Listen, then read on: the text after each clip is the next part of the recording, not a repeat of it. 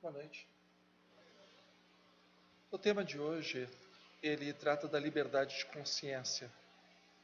A maioria já está acostumado com a nossa introdução, que às quartas-feiras é o estudo do Livro dos Espíritos, é o estudo sequencial. Então nós pegamos e vamos capítulo por capítulo, item por item, e de forma que nós chegamos no capítulo 10 da terceira parte de O Livro dos Espíritos, que fala sobre a liberdade de consciência. Semana passada foi liberdade de pensamento, agora liberdade de consciência, semana que vem, livre-arbítrio. Pois bem, para a gente falar de liberdade de consciência, a primeira coisa que nós temos que ter em mente é o conceito de consciência. Afinal de contas, o que é consciência? Não é uma definição fácil. A depender da área de conhecimento, não quer dizer que uma definição exclua a outra. Quer dizer que uma pessoa ou uma área de conhecimento enxerga a consciência de acordo com aquilo que ela estuda. Então, a consciência para a psicologia vai ter uma vertente, a consciência para as ciências jurídicas vai ter um outro aspecto, a consciência para a filosofia, um outro aspecto, a consciência para a neurologia, um outro aspecto. Mas, de forma geral, nós podemos falar que a consciência é aquilo que você percebe de si e percebe do ambiente que te envolve. Se a pessoa não percebe a si mesma, ela não tem consciência. Se a pessoa não percebe tudo que a envolve e tudo com que ela interage, ela também não tem consciência. Então, por exemplo, uma pessoa dormindo, ela não tem consciência naquele momento nem de si, nem do que envolve. Uma pessoa em coma, uma pessoa que esteja, por algum motivo, tendo um transe.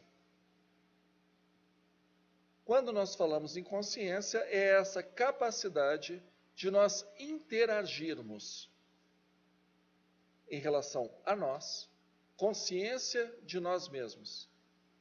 Pode parecer besteira, mas tirando o ser humano, as outras espécies, elas não têm consciência delas enquanto indivíduo. Alguns primatas, e mesmo assim primatas mais próximos da nossa cadeia de evolução da humanidade, em situações laboratoriais, é que parecem ter consciência da sua individualidade. E a consciência também de tudo que envolve, de tudo que está nos cercando. Liberdade de consciência é liberdade de entender a você e entender ao mundo que te cerca. É um direito inalienável do ser humano, a ponto da própria Declaração de Direitos Humanos, que foi feita pela ONU na pós-Segunda Guerra Mundial, ela contemplar a liberdade de consciência. Hoje, de 1945 para cá, pode parecer o óbvio, mas não é tão fácil assim. Muitas sociedades, muitas religiões e muitas famílias não dão aos seus integrantes o direito de consciência. Então, por exemplo, quando nós falamos de religiões dogmáticas, a religião dogmática, ela tem uma revelação divina. E aquela revelação você não discute, porque afinal de contas, quem determina aquilo é o próprio Deus, a própria divindade. Portanto, você não pode chegar e falar, olha, divindade, eu discordo daquilo que você está impondo. Você não tem liberdade de consciência. Se você discordar da divindade, discordar de Deus, você comete algo chamado pecado. E nessa situação específica, o pecado da desobediência. quando nós analisamos os livros que compõem a Bíblia, os hebreus eles utilizavam o termo justo para a pessoa que se comportasse de acordo com os escritos de Moisés e dos demais profetas. Então, quem é uma pessoa justa? É a pessoa que se comporta conforme o livrinho. E o pecador? A pessoa que não se comporta de acordo com o livrinho. Pois bem, o livrinho, e aí nós pegamos o livro de Josué, quando Josué e todas as tribos que formam o povo hebreu entram na terra de Canaã, eles vão ter que conquistar uma cidade-estado chamada Jericó. Deus determina para Josué, que é o líder daquele povo, aquele que substituiu como juiz Moisés, Josué era o braço direito de Moisés. Para quem não sabe, o nome Jesus vem do grego, e essa tradução do grego vem do aramaico. Yeshua, ou Yeshu, é a forma aramaica do nome Josué, que é hebraico. Então, na verdade, Jesus era para ser Josué, só que em aramaico deu Jesus. Pois bem, chegam em Jericó e tem que tomar Jericó. Yahvé, o Deus dos judeus, fala assim: deixa comigo. Jericó era conhecida como uma cidade extremamente fortificada. Por isso, das famosas muralhas de Jericó. A barganha com Deus é muito simples. Eu sou Yahvé, o Deus do teu povo. Então eu vou destruir as muralhas. Mas a condição é: tudo que tem na cidade pertence a mim, Yahvé, o Deus, o cara. Pois bem, quando Deus diz que tudo pertence a Ele, é aquilo que em hebraico se chama herem. Herem significa a fio de espada. Papagaio respira, espada nele. Peixinho de aquário respira. Mulher grávida, idoso, cadeirante, o que respirar pertence a Deus. Então você declara herem, anátema. Ele está condenado. Pois bem, aí conta a Bíblia que eles dão a volta com a Arca da Aliança algumas vezes, tocam as trombetas, caem as muralhas, as tribos invadem Jericó e fazem exatamente o que Yahvé tinha determinado. Um sujeito resolve pegar parte do que é conquistado, espólio de guerra, as pessoas chamam de butim, então parte do butim ele pega para ele e para a sua família. A partir daí, a tribo de Israel, a tribo dos hebreus, começa a perder batalha após batalha após batalha. Josué fica preocupado, porque se as outras cidades-estados não temerem os hebreus, elas podem se unir, e eles estão acampados, eles não têm cidade, eles não têm fortificações, e aquelas cidades, se unirem, passavam o trator por cima dos hebreus. Josué pergunta para Deus: afinal de contas, o que está dando de errado? Por que a gente está perdendo? Porque vocês não me obedeceram. Eu determinei anátema na cidade de Jericó. E alguém no meio de vocês pegou para si o que era meu. Pois bem, Josué faz uma investigação e descobre que um determinado sujeito tinha feito o butim dele e escondido na sua tenda. Esse homem é levado perante a comunidade e ali ele assume a sua falha, assume o seu crime. A condenação para ele, para sua família e para todos os seus bens, cachorro, papagaio, camelo, que vocês imaginarem, é o apedrejamento até a morte. Porque assim se satisfará a ira de Yahvé, a ira de Deus.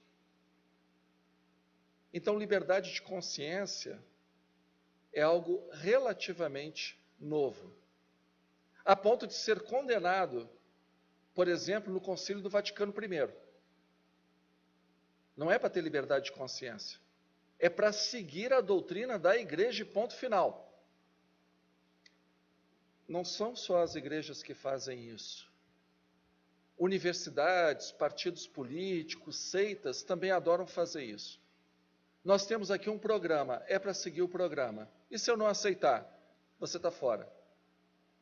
Não é muito difícil da gente entender quando a gente vai fazer um mestrado e um doutorado. Você tem o teu orientador. O teu orientador diz o que é para fazer. Mas eu gostaria de fazer outra coisa. Ou você faz o que eu estou mandando, ou você está fora. É o herem universitário, o anátema universitário. Liberdade de consciência é uma coisa difícil de uma sociedade ter uma evolução para permitir aquelas pessoas que estão inseridas como cidadãos naquele meio. Não é uma coisa muito fácil. Agora, como é que Jesus tratava disso? Vamos falar de liberdade de consciência com Jesus. Bom, Jesus dizia para as pessoas, a gente vê isso no Evangelho de Lucas, os seus seguidores, se dividirem de 2 em 2 e saírem pregando o reino de Deus por toda a Galileia. Bom, e se por acaso eles entrarem numa aldeia, numa cidade, e essa mensagem do reino de Deus não for bem-vinda? É muito simples. Sacode o pó da sandália e segue adiante. O que significa sacudir a poeira da sandália? Significa que as ideias de vocês, a terra de vocês, permanece com vocês. Eu não vou levar a rejeição de vocês comigo. Então, sacudir o pó da sandália é isso. Vocês ficam com a rejeição de vocês e eu sigo divulgando o reino de Deus. E assim eles fizeram. Contudo, nós sabemos nos evangelhos que tem 2 irmãos que são discípulos de Jesus, que são pessoas que têm o gênio meio problemático. Tiago e João, filhos de Zebedeu. Eles são chamados, apelidados de irmãos Boanerges, ou seja, filhos do trovão, filhos da ira. E por que eles eram chamados filhos da ira? Porque tinham estopim curto. Qualquer provocação, eles já estavam rolando com o sujeito lá nas vielas de Cafarnaum. E aí, o que nós fazemos com isso? Eles saem para pregar também. E vão na cidade dos samaritanos. Não se especifica qual cidade da Samaria. E os samaritanos era uma espécie de Fla-Flu, era uma espécie de Corinthians e Palmeiras, né, Atlético e Cruzeiro, não se davam bem de jeito nenhum. Quando eles não aceitam a pregação dos irmãos da ira, João, o chamado João Evangelista, e Tiago, o irmão dele, que vai ser o primeiro dos discípulos a ser martirizado, eles dizem para Jesus, mestre, o senhor quer que a gente ore para cair um raio e incendiar a cidade? É assim que os discípulos entendiam liberdade de consciência. E Jesus tinha sido muito claro, se uma cidade não te aceitar, parte para outra, está resolvido. Se a pessoa não quer ouvir tua pregação, tem outra cidade, tem outra aldeia que vai querer ouvir, é só seguir adiante. Um outro fato curioso é no próprio Evangelho de João, a questão da mulher adúltera. A mulher adúltera, ela é levada, conforme diz a lei de Moisés, que a mulher, não é só a mulher, tá? É a mulher e o homem. Pegaram a mulher, não se sabe por que não pegaram o homem. Provavelmente ele foi mais rápido, mas a mulher foi pega. E flagrante de adultério. Como se determina o flagrante de adultério? Qual é a pena para o flagrante de adultério? O apedrejamento. Como as pessoas faziam o apedrejamento? Bom, o julgamento era sumário. Eles levavam para uma colina, o lugar mais alto da cidade, e jogavam a pessoa lá de cima. Quando a pessoa se espatifava no chão, ela perdia a consciência. E aí o pessoal pegava uns calhaus lá de cima e ficava jogando no coitado que estava caído lá embaixo. Então a mulher flagrada em adultério teria esse destino. Mas o pessoal quer pegadinha. Porque afinal de contas Jesus era amigo dos pecadores. A fama de Jesus era de um profeta alternativo. Em vez de ser um profeta da ira, como normalmente os profetas eram, um profeta da ameaça, Jesus era o profeta do acolhimento, do verdadeiro acolhimento. Então Jesus ouve as pessoas reclamando e elas querem colocar Jesus numa situação muito complicada. Vejam a introdução da conversa. Mestre, Moisés manda apedrejar esta mulher que foi flagrada em adultério. E o senhor diz o quê? Ora bolas, ele era judeu, ele ia dizer o quê? Não tem o regramento de Moisés? Vamos avançar 600 anos. A mesma situação acontece para Maomé. Mestre, essa mulher foi flagrada em adultério. O que o senhor nos aconselha? O que diz a lei? Para apedrejar a mulher. Ué, então apedreja. E assim Maomé resolveu o problema. Com Jesus, a situação é um pouco diferente. Aquele que estiver sem pecado, atire a primeira pedra. O evangelho é muito bonito, muito poético nesse momento. Foram se retirando os mais velhos até os mais jovens, até o ponto que ficou só Jesus e a mulher na praça. Aí Jesus, quando percebeu que só tinha os dois, pergunta: mulher, cadê aqueles que te acusavam? Senhor, todos foram embora. Eu também não te julgarei. Isso é legal. Eu não vou te julgar, eu não vou te condenar. As pessoas esquecem da parte que vem logo depois. Vá e não peques mais. E no movimento espírita está tendo uma certa dificuldade de entender liberdade de consciência, acolhimento, porque as pessoas pensam que acolhimento é acolher tudo a todos, de qualquer forma, a qualquer momento. Não era assim que Jesus fazia. Jesus não dizia para um corrupto continuar roubando, que era o publicano, Mateus, o discípulo dele, Levi. Jesus não dizia para João e Tiago, os filhos do trovão, os filhos da ira, para continuar com pavio curto. Jesus não disse para a mulher adúltera, para ela continuar pulando a cerca. Porque a proposta de Jesus era o reino de Deus. Então, o anúncio do reino de Deus era feito para todas as pessoas. Mas o anúncio do reino de Deus se presume uma mudança de vida. Então não é para a prostituta continuar sendo prostituta, o corrupto continuar sendo corrupto, e assim vai. A partir do momento que você tem contato com Jesus, a partir do momento que você tem contato com o anúncio da Boa Nova, o anúncio do reino, tem que ter mudança de vida. Por isso que Jesus, quando curava uma pessoa, ele libertava alguém. Na antiguidade, as pessoas achavam que as doenças eram consequência de uma possessão demoníaca.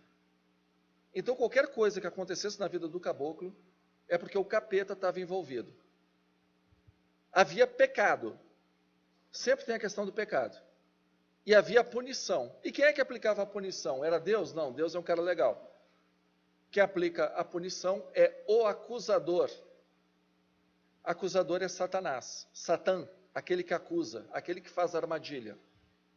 Pois bem, quando você liberta uma pessoa da doença, na visão da Galileia do século I, você liberta a pessoa de Satanás. Então você liberta a pessoa do pecado. E Jesus era ótimo em fazer isso. O que causava uma dor de cabeça enorme para os escribas, os fariseus e os saduceus. Porque só quem pode libertar do pecado é Deus. Onde Deus habita? No templo que fica em Jerusalém. Quem tem legitimidade para falar por Yahvé, o Deus dos judeus? Os sacerdotes. Então, é o sacerdote que sabe se a pessoa que estava possuída não está mais. É o sacerdote que sabe se uma mulher estava impura, não está mais. É o sacerdote que diz que o leproso pode retornar ao convívio social. Tudo passa pelo monopólio de quem detém a legitimidade para falar em nome de Deus. Jesus é um galileu, artesão, tecton, famoso carpinteiro, e ele liberta as pessoas do pecado. Ele liberta as pessoas da lepra. Ele liberta as pessoas da cegueira, da paralisia. E o que ele dizia para essas pessoas? Teus pecados estão perdoados. Essa é a primeira parte da conversa. A segunda parte. Vai e não peques mais. E vem a terceira. Para que mal maior não te aconteça. Então, é toda uma sequência. Você está perdoado. Legal. É para parar de pecar. Para que mal maior não te aconteça. Aonde que está a verdadeira liberdade dessas pessoas? Está na cabeça. Porque se essas pessoas não curarem a moral delas, não curarem a liberdade que elas têm de exercer as suas escolhas, o mal vem e vem pior do que veio antes. Por isso que o convite é sempre um convite de transformação. Não é um convite de mais ou menos. É um convite de você fazer uma transformação. Tem uma parábola muito interessante do budismo que coloca Buda meditando numa floresta lá na Índia. E Buda ainda não tinha atingido a iluminação. Ainda era Siddhartha Gautama. Então ele passava privações das mais diferentes espécies para tentar atingir a iluminação. Ele está lá, no seu momento meditativo, quando ele vê uma pomba, e a pomba vem e cai no colo dele. Aí a pomba olha para ele e diz assim: Siddhartha, me protege, porque eu estou sendo perseguido por um gavião. Se eu for comida pelo gavião, eu não vou poder alimentar os meus filhotes. Aí ele, tudo bem, pega a pombinha e coloca na manga da sua túnica. Meio minuto depois, vem um gavião todo exaurido. Vem, cai no colo do Siddhartha. Siddhartha, eu estou atrás de uma pomba para alimentar os meus filhotes, que acabaram de nascer, estão lá no ninho. Se eu não comer a pomba, eu vou morrer e os meus filhotes vão morrer, porque eu não vou ter condições de levar o alimento para eles. Que me lembra aquela antiga série da Globo, Situação Difícil, Você Decide. E aí, Siddhartha, você vai fazer o quê? Ligue 0800 se você acha que o Siddhartha, né? Siddhartha pensa, faz uma balança improvisada e resolve cortar, fatiar parte do braço, para que a carne dele substitua a carne da pomba. Assim, a águia teria o alimento, o gavião teria o alimento, a pomba sairia viva. Os dois sairiam satisfeitos. Num ato de destemor, ele tira uma fatia do seu braço, que ele olha para a pomba e acha que é do tamanho da pomba. Põe na sua balança improvisada. A pomba pesa bem mais. Ele pega a faca, tira uma fatia maior. Põe em cima da fatia anterior. A pomba continua no prato lá embaixo. Ele resolve tirar uma fatia da coxa. Eu sei que está parecendo o seriado do Dexter, mas acompanha o raciocínio.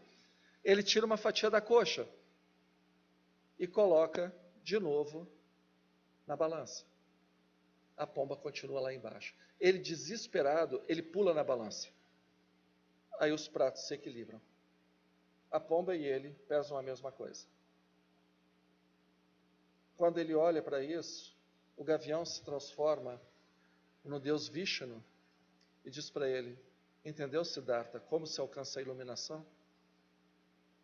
Ou você se dá por inteiro, ou você não consegue nada. Você não atinge a iluminação. Ou você entra naquela balança, dando a tua alma ali, aceitando o que está ali, levando a sério a proposta? Você só vai estar tirando fatia, fatia, fatia, fatia, sentindo dor, sangrando, sofrendo, sem necessidade alguma. Deus só pode preencher a gente a partir do momento que a gente esvazia o nosso ego. Porque senão cai um pouquinho de Deus, derrama um pouco do nosso ego e a gente continua cheio de nós mesmos. Essa fábula indiana, essa fábula budista, é exatamente essa imagem que Jesus colocava muito bem. Se você continuar tendo as mesmas atitudes, porque você não muda o seu conceito, aquilo que os gregos chamam de metanoia, dessa conversão, dessa transformação, não vai funcionar. A gente vai entrar no centro religioso, como as pessoas da Idade Média faziam, né? Colocavam aquele silício na perna, que é cheio de pontas, aí amarra aquilo enfia na carne, para sofrer, para purgar os pecados, ou se chicotear naquelas celas dos antigos mosteiros, ou fazer penitência, subir os degraus lá da escadaria da Penha de joelho.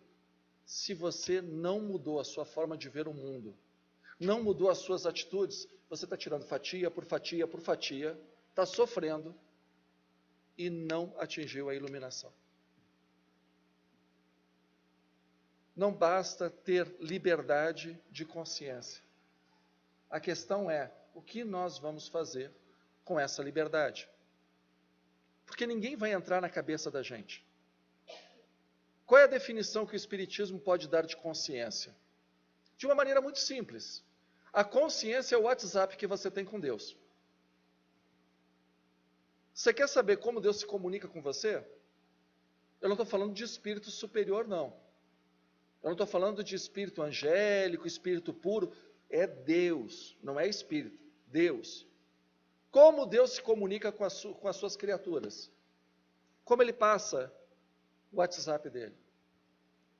Por uma coisa chamada consciência. Olha a beleza bíblica nisso. Deus cria o homem, Adão, do barro, da terra. Até ali é uma massa. O que dá vida àquela massa? O sopro de Deus. Sopro na Bíblia tem muitos significados, mas um dos significados fundamentais é Deus dando vida, Deus gerando. É diferente do ato sexual, onde o espermatozoide fecunda o óvulo. O espermatozoide já está vivo, o óvulo já está vivo, os gametas se fundem e ali começa um novo ser. Quando Deus sopra, não tem vida. O sopro de Deus, ele gera vida aonde não havia nada. É isso que os hebreus colocam na sua mitologia de criação do homem. É Deus soprando. O que insufla o homem? A vida de Deus. Então, a conexão entre criatura e Criador está feita ali. Ali é o DNA do nosso espírito. De alguma forma, isso aí é uma mitologia hebreia. Tem várias mitologias, né, antropológicas para dizer como o ser humano foi criado. Mas a imagem, ela não está errada, ela está correta. A imagem é que nós saímos de Deus. Logo, em nós habita a essência divina. Essa essência divina no Espiritismo é o que nós chamamos de consciência. Por isso que a consciência é o grande julgador do meu relacionamento, eu comigo mesmo, e o meu relacionamento com as outras pessoas. Porque é Deus falando comigo. Se eu tenho liberdade de consciência, e aí vocês vão ver semana que vem, com outro colega falando sobre livre-arbítrio, eu posso agir, mas eu não estou impedido de ser censurado por essa partícula divina que existe quando eu fujo das leis de Deus.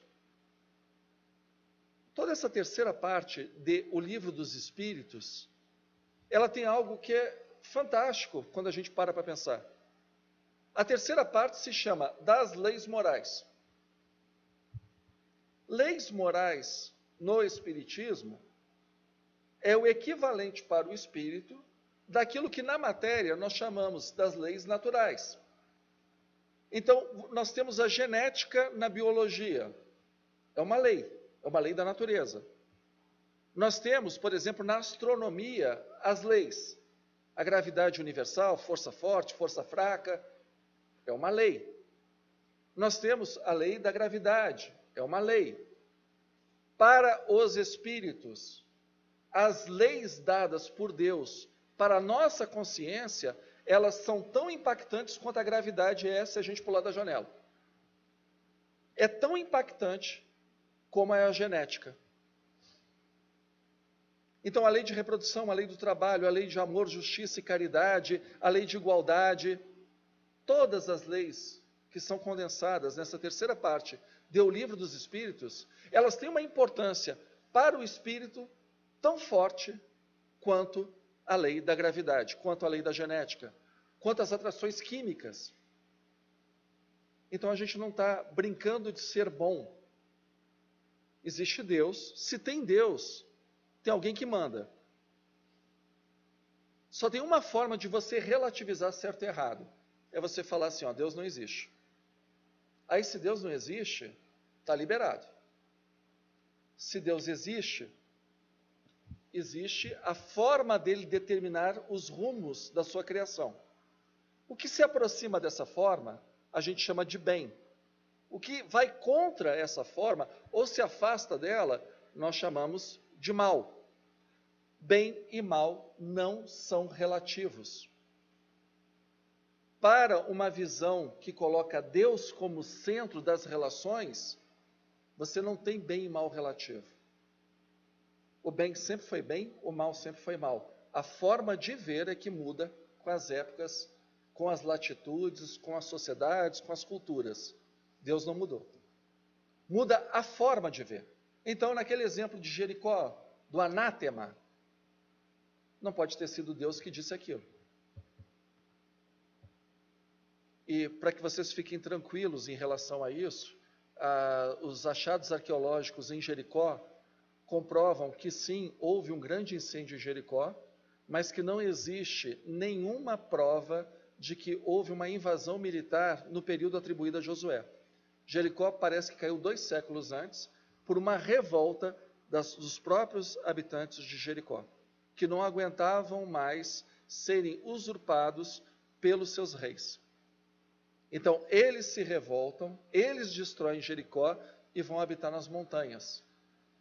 É o povo que não tem, é o povo completamente pobre, completamente miserável, que nas cartas para os egípcios, chamado cartas de Armana, que são as cartas dos reis cananeus para os egípcios, que os egípcios é que mandavam naquela região, eles chamavam de povo apiru. É o povo miserável. É da onde se presume que vem a palavra hebreu. Vem de rapiru. Então Deus não teve nada a ver com a destruição da cidade, a destruição também é outra mitologia de fundação. A gente tem que começar a entender que a Bíblia, ela é escrita de judeus para judeus. É a história daquele povo. E que tem histórias belíssimas, com fundos maravilhosos, mas que também tem muita tragédia e tem coisas que conflitam entre si. Se a gente não estuda como um conjunto, entendendo a época, quem escreve, para quem escreve, quando escreve, a Bíblia passa a ser um livro hermético. Não basta abrir e ler, a gente tem que estudar a história para saber como aquilo se reflete do período histórico para o qual ela é escrito. Mas voltemos à questão da consciência. Pois bem, a gente fala que consciência é o diálogo direto com Deus. Que a consciência, ela está na pessoa.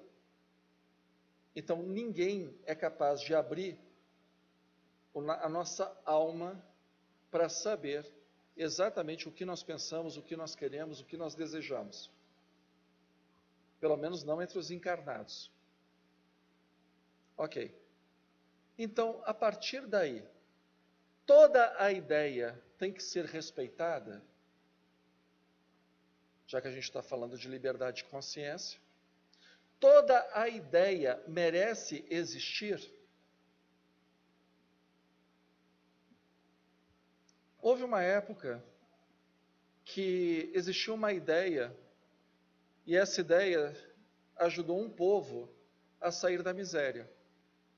Essa ideia dizia que esse povo era o melhor povo da terra e que eles estavam destinados a dominar o mundo e dirigir o mundo, porque eles eram superiores aos outros. A ideia é de que esse povo tinha que se libertar da amarra dos estrangeiros e determinar, ele, povo, para os estrangeiros, o que era melhor para o mundo. E a forma que eles deveriam fazer isso é fazendo uma limpeza ética no seu próprio país. O nome dessa ideia se chama nazismo. E muitas pessoas religiosas daquela época não combateram o nazismo, porque, afinal de contas, a gente tem que respeitar a ideia dos outros, não é isso? Não, nem toda ideia merece ser respeitada. Tem ideias que merecem ser combatidas. Nós, espíritas, não podemos nos acovardar. O Espiritismo é o consolador prometido na medida que os espíritas assumem a bandeira desse consolo. Os espíritos não vão se materializar para fazer o nosso trabalho. Ah, a Terra está saindo de um planeta de provas e expiações para um planeta de regeneração. Aí o pessoal pensa que é parada de ônibus, que ela está numa parada chamada planeta de provas e expiações e está se dirigindo ao planeta de regeneração. Não. Como que a Terra, o planeta, a humanidade vai sair de uma situação aqui para uma situação aqui? Quando as pessoas saírem daqui e vierem para cá. Qual é a mola propulsora para isso acontecer? A mola propulsora que nós espíritas vemos no Evangelho segundo o Espiritismo se chama Espiritismo. É só olhar o capítulo chamado Consolador Prometido. No primeiro capítulo, Kardec coloca, são 3 revelações. E diga-se de passagem, são 3 revelações no sentido didático, porque Kardec era pedagogo. Óbvio que a humanidade é muito extensa, muito grande, muito rica. Não pode ter sido só 3. Porque senão boa parte da humanidade até hoje estaria sem revelação nenhuma. É só pensar nos diversos povos que não têm influência judaico-cristã. Mas ali é um didatismo. Afinal de contas, a locomotiva do mundo é o Ocidente. O Ocidente tem uma cultura judaico-cristã. A primeira mola se chama judaísmo, com a ideia de um Deus único e com Deus de justiça. A justiça que se faz para o pobre, para a viúva, para o estrangeiro, para o órfão. Um Deus que se preocupa com os pequenos. Um Deus que não aceita reis que explorem os seus súditos. Profeta, quando a gente estuda a Bíblia, profeta não é o sujeito que adivinha o futuro. Profeta é o cara que põe o dedão no nariz do rei e diz assim, você está agindo contra o órfão, a viúva, o deficiente, o pobre. Esse é o profeta. Porque os valores de Deus são esses. Então essa é a primeira revelação. Segunda revelação, personificada em Jesus. Sabe aquele Deus que manda Heren passar a faca em todo mundo? Pois é, esse Deus foi mal compreendido e mal divulgado. Na verdade, Deus é a figura do Pai. Quando vocês eram muito cabeças duras, os profetas divulgaram esse Deus para vocês terem medo mesmo. Agora que vocês já estão mais maduros, a gente divulga um Deus que é, antes de tudo, um Pai. Abba, paizinho, papai. Pai Nosso é o Abba. Esse Deus, ele é como a figura do filho pródigo. Você pode fugir desse Deus, pode se afastar dele, pode odiar ele, mas quando você resolve voltar para os braços dele, ele pega o anel da família, a túnica mais cara, te veste e te dá uma baita festa, dizendo: meu filho que estava morto voltou à vida. Esse é o Deus de Jesus. Mas Jesus viveu uma época também complicada, é só ver o jeito que ele morreu. Não passa pela cabeça que um ser humano normal tem a felicidade de ver um outro ser humano sendo pregado pelos pulsos e pelos pés e ficar horas ou até dias até morrer. Porque o sistema de crucificação é um sistema terrível. Perto da fogueira e das feras, o sistema de morte, de execução por crucificação é muito pior. Porque é uma dor, assim, agoniante, extasiante, e que demora muitas e muitas e muitas horas, muitos e muitos dias. Tem relatos de pessoas que ficaram 3, 4 dias crucificadas antes de morrer. Então é uma coisa muito dolorida mesmo. Era um mundo complicado. Tinha esse Deus de amor. Esse Jesus e o cristianismo, ele é todo baseado numa mentalidade apocalíptica. Jesus está voltando, vai julgar os bons e os maus vão para a Nova Jerusalém, os maus vão para o quinto dos infernos.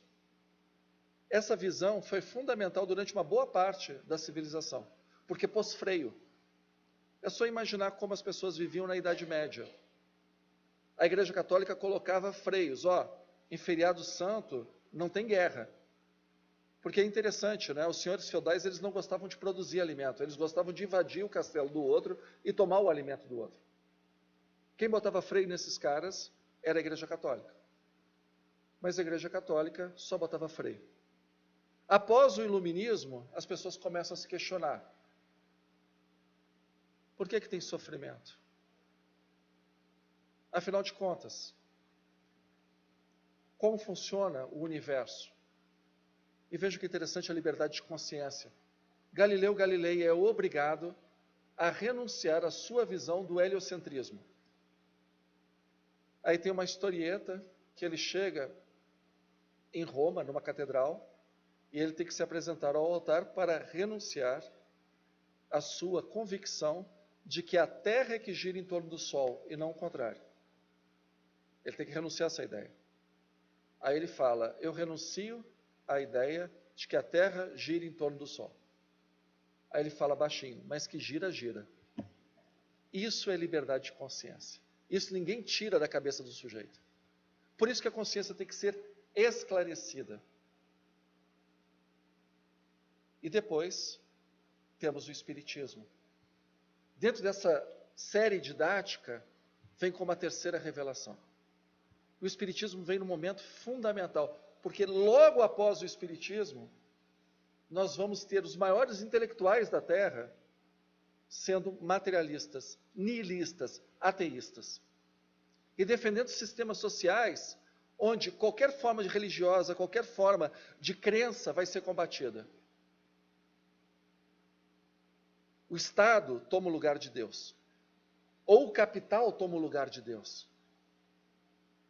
E esses filósofos, esses sociólogos vão querer impor a multidões, e não é pouca gente. A Segunda Guerra Mundial presume-se que matou 90 milhões de pessoas. 60 a 90 milhões, dependendo da conta.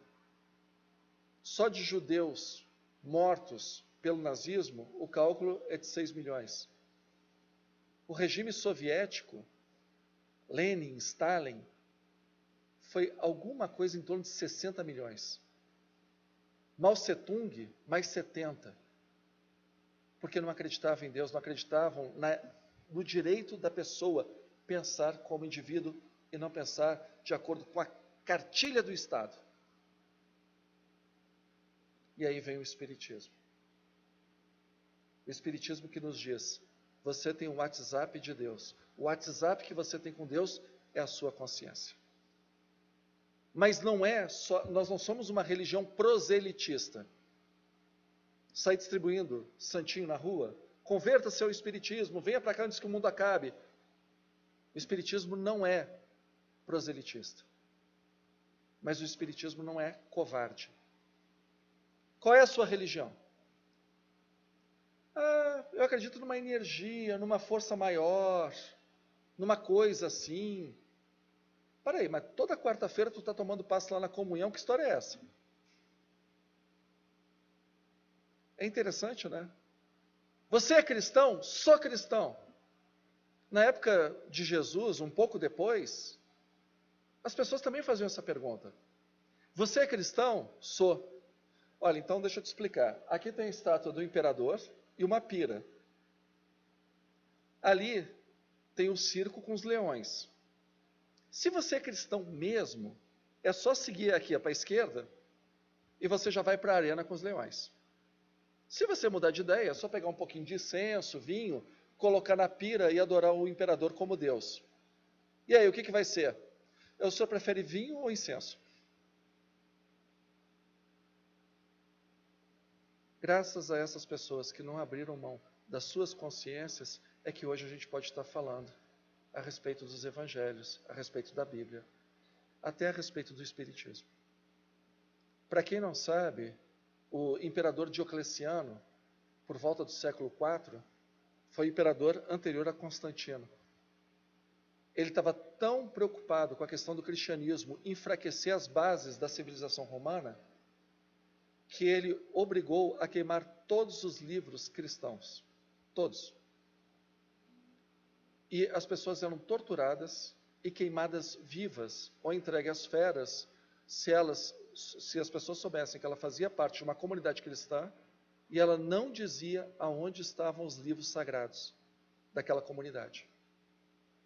Muita gente preferiu perder a vida do que entregar esses rolos, no caso, ou papiro, ou códex, que é uma espécie de livro primitivo, porque elas acreditavam que as próximas gerações mereciam ter acesso ao que elas tiveram, ao mesmo evangelho que elas tinham recebido.